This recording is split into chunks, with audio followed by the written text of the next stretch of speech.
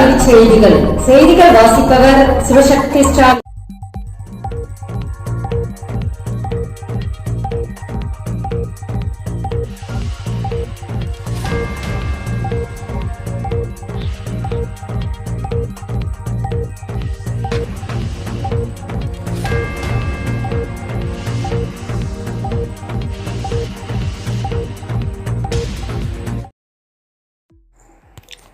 அரசு பள்ளி மாணவர்களுக்கு உயர்கல்வி வழிகாட்டு பயிற்சி. ஆசிரியர்கள் எமிஸ் தளத்தில் பதிய அறிவுறுத்தல்.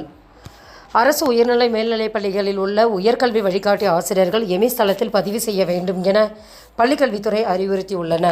உயர்கல்வி வழிகாட்டி ஆசிரியர்கள் எமிஸ் தளத்தில் பதிவு செய்யவில்லை எனில் அவர்களால் இந்த பயிற்சிக்கான மதிப்பீட்டுத் தேர்வை நடத்த முடியாது. எனவே அனைத்து பள்ளிகளிலும் தலைமை ஆசிரியர்களுக்கு உரிய வழிகாட்டு நெறிமுறைகளை வழங்கி எமிஸ் தளத்தில் உயர்கல்வி வழிகாட்டு பயிற்சி பெற்ற ஆசிரியர்கள் பதிவு செய்வதை உறுதி செய்ய வேண்டும் என தெரிவிக்கப்பட்டுள்ளது.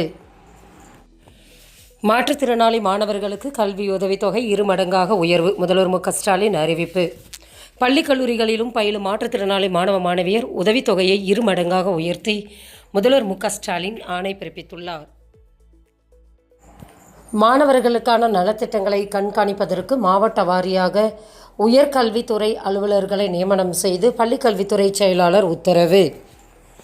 மாணவர்களுக்கான நலத்திட்டங்களை கண்காணிப்பதற்கு மாவட்ட வாரியாக உயர் அலுவலர்களை நியமனம் செய்து பள்ளிக்கல்வித்துறை செயலாளர் உத்தரவிட்டுள்ளார்.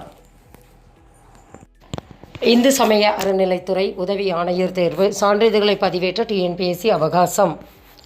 இந்து சமய அறநிலை ஆட்சித்துறை உதவி ஆணையர் தேர்வில் விடுபட்ட சான்றிதழ்களை பதிவேற்றம் செய்ய அக்டோபர் 3ஆம் தேதி வரை கால அவகாசம் வழங்கப்பட்டுள்ளது.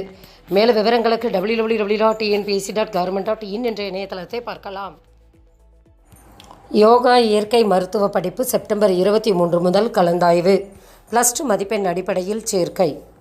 தமிழக அரசின் இந்திய மருத்துவம் ஹோமியோபதி துறையின் கீழ் சென்னை அரும்பாக்கம் அறிஞர் அண்ணா அரசு இந்திய முறை மருத்துவமனை வளாகத்திலும் செங்கல்பட்டிலும் அரசு யோகா இயற்கை மருத்துவக் கல்லூரிகள் உள்ளது. இந்த அரசு கல்லூரிகளிலும் 160 இடங்கள் உள்ளன. 16 தனியார் கல்லூரிகளில் மொத்தம் 1500க்கும் மேற்பட்ட காலியிடங்கள் உள்ளன.